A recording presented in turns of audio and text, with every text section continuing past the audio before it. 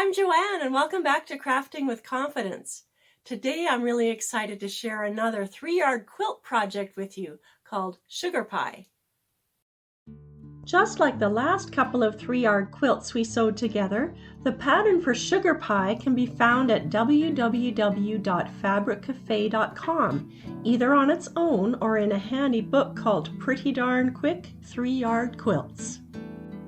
Here are my 3 vibrantly colored fabric choices for the Sugar Pie project, and as usual, I've created a sketch of the quilt on graph paper so I feel oriented as I start sewing. What's unique about this pattern is that the same block featuring the colorful fabric in the middle is repeated 12 times. Nice! Step 1 in creating these 12 blocks is to cut a wide width of fabric strip of feature fabric and 2 narrow strips of dark blue fabric.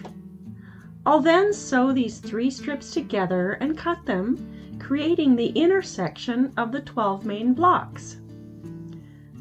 Step 2 will be to create the 2 next side strips for each of these blocks. As I'm cutting the fabric for the next step, I've thought of a new quilter insecurity some people may have.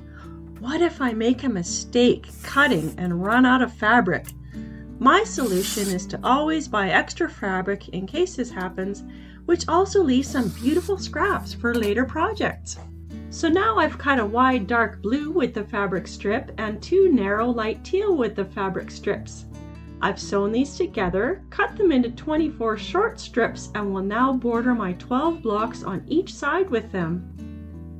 Here are 3 done, and 6, and 9, and all 12. I do like how these colors blend together. In step 3, I'll cut a wide teal colored with the fabric strip and a narrow dark blue strip, which I'll then sew together.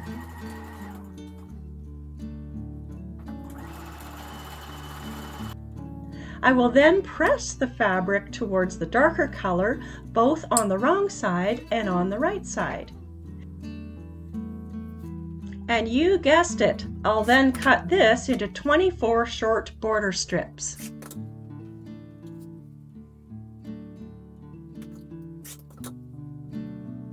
Each time I finish sewing on 2 of these strips to a main block, I need to be sure to square up any uneven edges.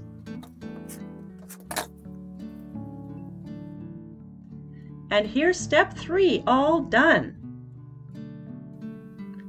Step 4 will involve creating another top and bottom border for each main block.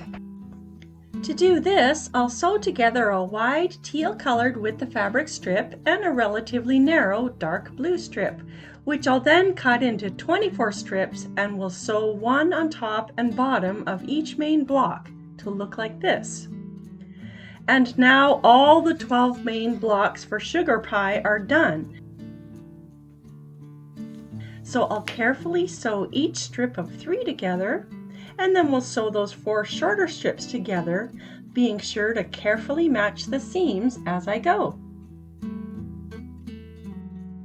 Here are a couple of different views of the 12 blocks joined together. The next part, adding the 3 borders, is really going to bring out the colors in the middle.